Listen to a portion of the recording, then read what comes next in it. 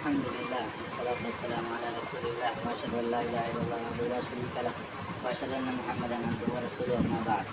عن مصعب بن سعد عن أبيه قال قلت يا رسول الله أي الناس أشد بلاء؟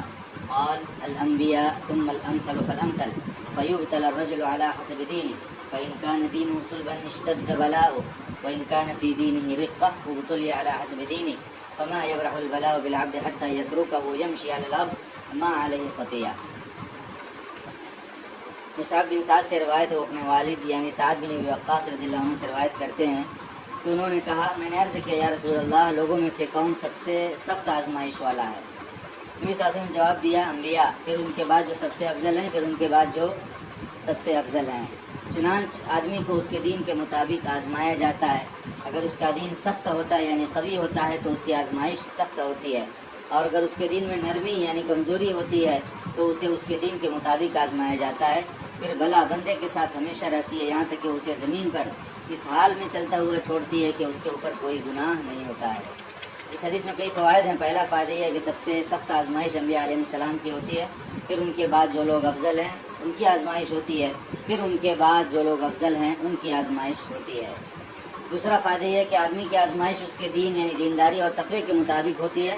چنانچہ جو قوی دین والا ہوتا ہے اس کی آزمائش سخت ہوتی ہے، اور جو کمزور دین والا ہوتا ہے اس کی آزمائش اس کی دینداری کے مطابق ہوتی ہے. تیسرا فائدہ یہ ہے کہ تمام ایمان والوں کی آزمائش ہوتی ہے، کسی کی کم اور کسی کی زیادہ. لہذا جو آدمی آزمائش کا شکار ہو وہ صرف اپنے کو ہی بلا کا شکار نہ جانے بلکہ دوسروں کو بھی یاد کرے جو بلاؤں کا شکار ہوئے ہیں، اور سب سے زیادہ انبیاء علیہ السلام کو یاد کرے جو سب سے زیادہ بلاؤں کا شکار ہوئے ہیں.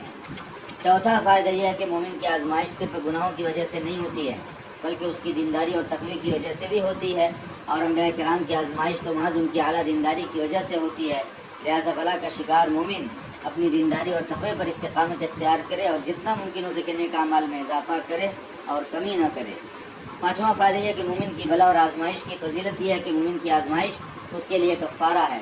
چنانچہ جو مومن جس قدر آزمائش کا شکار ہوتا ہے اسی قدر وہ گناہوں سے پاک ہوتا ہے، یہاں تک کہ وہ مومن جو ہمیشہ آزمائش اور بلا کا شکار ہوتا ہے وہ زمین پر اس حال میں چلتا ہے کہ اس پر کوئی گناہ نہیں ہوتا، یعنی اپنے سارے گناہوں سے پاک و صاف اور معصوم و مغفور ہو جاتا ہے. چھٹا فائدہ یہ ہے کہ اس حدیث میں ہر مومن کے لیے تنبیہ ہے کہ وہ آزمائشوں اور بلاؤں پر صبر کرے، خواہ بلا یا آزمائش طویلی کیوں نہ ہو، تاکہ وہ اپنے گناہوں سے پاک صاف ہو کر زمین پر رہے اور معصوم و مغفور ہونے کی حالت میں اللہ سے ملے. ساتواں اور آخری فائدہ یہ ہے کہ صحابہ کرام رضی اللہ عنہ نبی صلی اللہ علیہ وسلم سے ہم سوالات کیا کرتے تھے اور نبی صلی اللہ علیہ وسلم کے سوالات کے جوابات دیتے تھے، جن میں سوال کرنے والوں کے لیے اور ساری امت کے لیے تعلیم ہوتی تھی.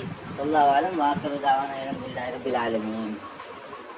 جامع ترمذی کتاب الزہد حدیث نمبر 2398.